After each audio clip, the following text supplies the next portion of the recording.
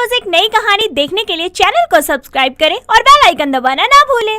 मधु हर दिन एक मोटी सी बिंदी लगाकर अपने कॉलेज जाती थी, जिसे देखकर सभी लोग उसका मजाक बनाते थे। एक दिन जब वो कॉलेज जा रही थी, तभी उसे देखकर एक लड़की कहती है, अरे ये देखो, इस लड़की ने कितनी बड़ी और मोटी बिंदी लगा रखी है। ऐसा लग रहा है जैसे कोई किन्नर कॉलेज आई है। इतना कहकर सभी उस पर हंसने लगते हैं। तभी वहाँ पर सोनू आता है और मधु का मजाक बनते हुए देखकर कहता है, अरे तुम लोगों को कोई काम नहीं है क्या? जब देखो तब दांत निकाल के हंसती रहती हो। तुम्हें क्या मतलब है उससे? हम हंसे या रोए? अगर थोड़ी देर और तुम दोनों यहाँ पे दिखी ना तो रोने लगोगी, इसलिए ना जल्दी से भाग जाओ यहाँ से। सोनू की बात से डरकर वहाँ से वो लड़कियाँ चली जाती हैं और फिर सोनू मधु से कहता है, अरे मधु, जब सभी मजाक बनाते हैं तो तुम उन्हें जवाब क्यों नहीं देती हो? मुझसे जवाब नहीं दिया जाता। चलो मुझे तो बताओ कि तुम मोटी बिंदी क्यों लगाती हो? मैं ये नहीं बता सकती, सॉरी। चलो ठीक है, मत बताओ। अब कॉफी पीने तो जा सकते हैं ना हम। सोनू की बात मानकर मधु उसके साथ कॉफी पीने चली जाती है। सोनू मधु का बीएफ था। दोनों एक साथ करीब 2 साल से थे, लेकिन अभी तक सोनू को भी नहीं पता था कि आखिर क्यों मधु इतनी मोटी बिंदी लगाया करती थी। एक दिन सोनू मधु से कहता है, देखो मधु, अब बहुत हो गया है। क्या हो गया? बहुत? मेरा मतलब है अब हमें शादी कर लेनी चाहिए। अब बहुत हो गया BFGF बनकर। तो मैंने कब मना किया है? कर लेते हैं शादी। सोनू और मधु कुछ समय बाद अपने घर वालों को एक दूसरे के बारे में बता देते हैं। उनके घर वाले उनकी शादी करवा देते हैं। शादी के बाद मधु की उसके ससुराल में मुंह दिखाई होती है। उसके घर पर मोहल्ले की सभी औरतें जमा होती हैं और अपनी मुंह दिखाई के दिन भी मधु एक बड़ी सी बिंदी लगाकर बैठी होती है, जिसे देखकर पड़ोस की गोमती कहती है, अरे धारा, तेरी बहू तो बहुत सुंदर है, लेकिन देखो तो ये इतनी मोटी बिंदी लगाकर क्यों बैठी है? ऐसी लग रही है जैसे वो गोपी बहू की सास कोकिला है ना, बिल्कुल वैसी। गोमती बहन, आजकल के लड़कियों का ये फैशन होता जा रहा है। जैसे ड्रेस छोटी होती जा रही है, वैसे बिंदी बड़ी होती जा रही है क्या? अरे धारा बहन, मेरे कहने का मतलब ये है कि बहू दिखने में कितनी सुंदर है, लेकिन अगर ये बड़ी बिंदी हटा दे तो और भी ज्यादा सुंदर लगेगी। अब मैं उसे क्या ही कह सकती हूँ। अगर हटाने को कहूँगी तो सोचेगी शादी को अभी पल भर भी नहीं हुआ और सास की तानाशाही चालू हो गई।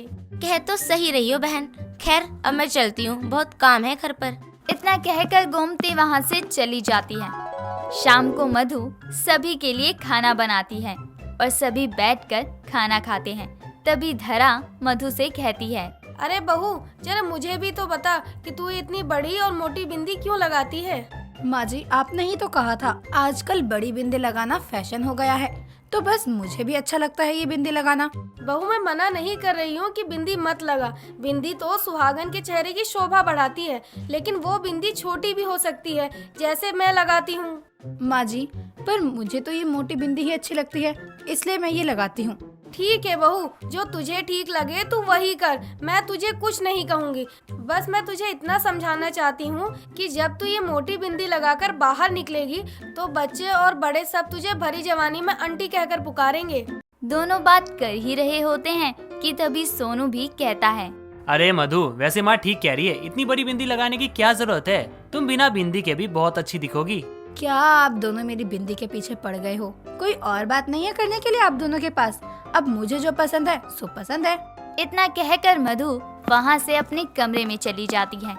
अगली सुबह सोनू के ऑफिस जाने के बाद मधु नहा धोकर तैयार हो रही थी और अपने आप को शीशे में देखकर कहती है, माँ जी सच कह रही थी, ये बिंदी बहुत बड़ी है और मोटी भी, लेकिन अगर कमबख्त ये चोट का निशान न होता तो मुझे ये बड़ी और मोटी बिंदी नहीं लगानी पड़ती। पर कर भी क्या सकते हैं, अगर उस दिन मुझे वो लट्टू ना लगता तो ये निशान भी ना होता। मधु जब छोटी थी तब वो एक दिन अपनी दोस्त के साथ स्कूल जा रही थी। वहाँ पास में कुछ लड़के लट्टू खेल रहे थे और एक लड़के के हाथ से लट्टू फेंकने के समय पास से गुजर रही मधु के माथे पर वो लट्टू जाकर लग जाता है और मधु के माथे से खून निकलता है। ये देखकर उसकी सहेली पूजा कहती है, अरे मधु, तेरे माथे में से खून निकल रहा है, चल जल्दी डॉक्टर के पास। क्या कहा? खून? इतना कहते ही मधु वहीं बेहोश हो जाती है और जब उसे होश आता है तो वो अपने घर पर होती है, जहाँ उसकी दोस्त पूजा भी थी, जिसे देखकर मधु कहती है, अरे पूजा, मैं कहाँ हूँ? मुझे क्या हुआ है? और ये मुझे अपना सर इतना भारी भारी क्यों लग रहा है? अरे मधु, हम तेरे घर पर हैं। जब हम स्कूल जा रहे थे तो रास्ते में एक लड़के ने गलती से तेरे सर पर लट्टू मार दिया था।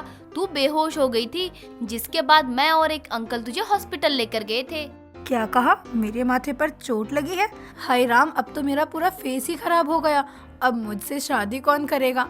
अब तो ये निशान भी नहीं जाएगा जल्दी से। अब मैं क्या करूं? सुन, ज्यादा कुछ नहीं होगा। मेरी माँ के माथे पर भी एक ऐसा ही निशान है, तो वो अपने माथे के निशान को छुपाने के लिए एक मोटी और बड़ी सी बिंदी लगाती है। क्या कहा? बिंदी? अगले दिन मधु भी अपने माथे पर एक मोटी सी बिंदी लगाकर स्कूल जाती है, जहाँ पर उसे देखकर सभी बच्चे उसका खूब मजाक बनाते हैं।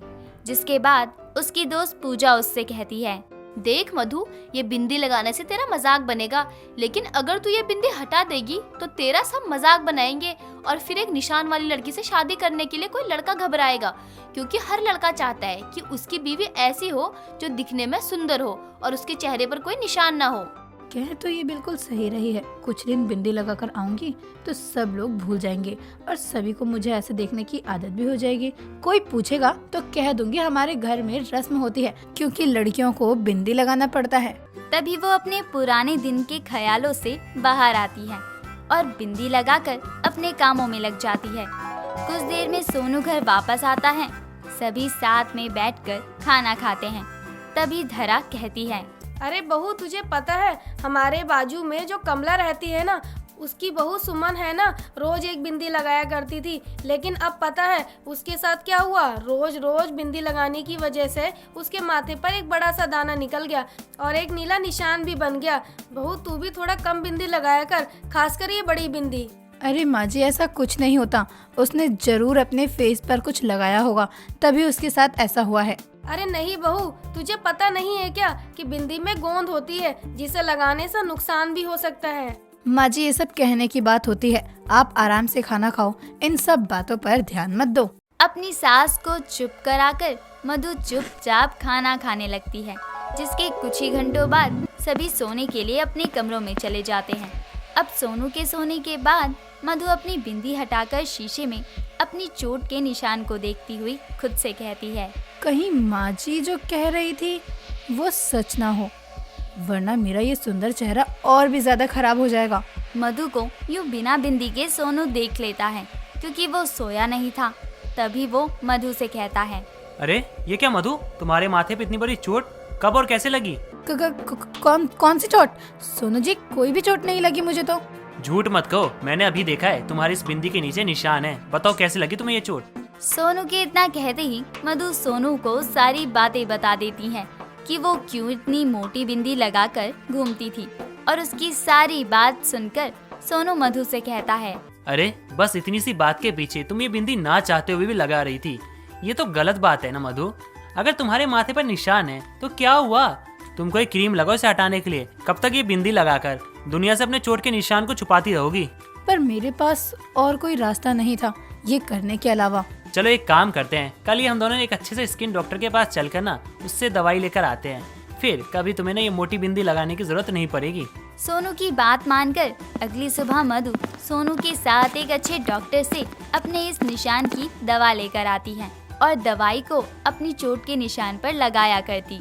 दोस्तों, अगर आपको ये कहानी पसंद आई तो इसे लाइक करें, शेयर करें और कमेंट करके बताएं कि कहानी में आपको सबसे अच्छा क्या लगा।